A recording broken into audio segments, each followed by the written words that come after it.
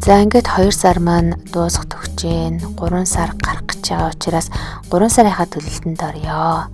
За би нүүр хуудсанда надад их урам зориг өгдөг Библийн ишлэл оруулсан байгаа. Хэдийгээр инжир охин маань цэцгэлэхгүй байсан ч гэсэндээ би хүчтэй бөгөөд зоригтой амьдрнаа гэсэн тийм утгатай ишлэл байгаамаа.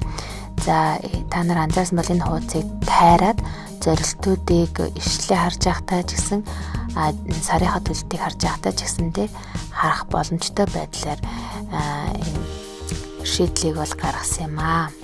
7 хоногийг болохоор ням гаргаас эхлүүлээд босоо байдлаар жигсаасан ийм хүснэгтэн сарын төлөлт байгаа. За энэ жил би өдөр бүр нэг мөр дүгнэлт бичдэг болсон.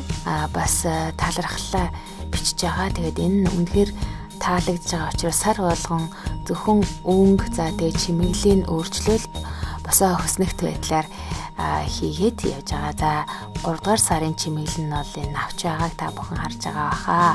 За 2 сард болохоор зүрх байсан улаан болон саарл өнгөд амгаалж ирсэн юм аа. За энэ сард болохоор бор болон ногоон өнгө ашиглаж байгаа.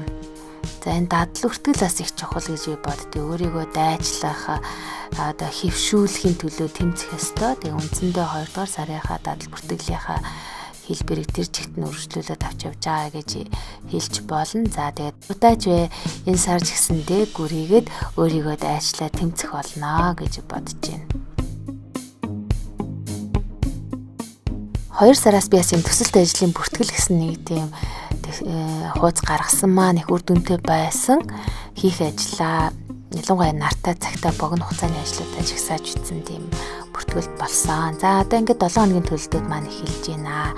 Надад яг ийм босоо байдлаар өдрөдөө хуваахан их таалагдаад байгаа.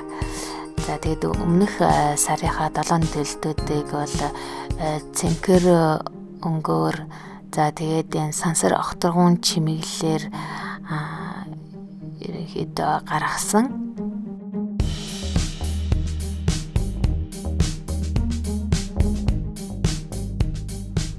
За та бүхэнд 3 сарда ажлын өндөр амжилт гаргахыг хүсэн өрөөж байна.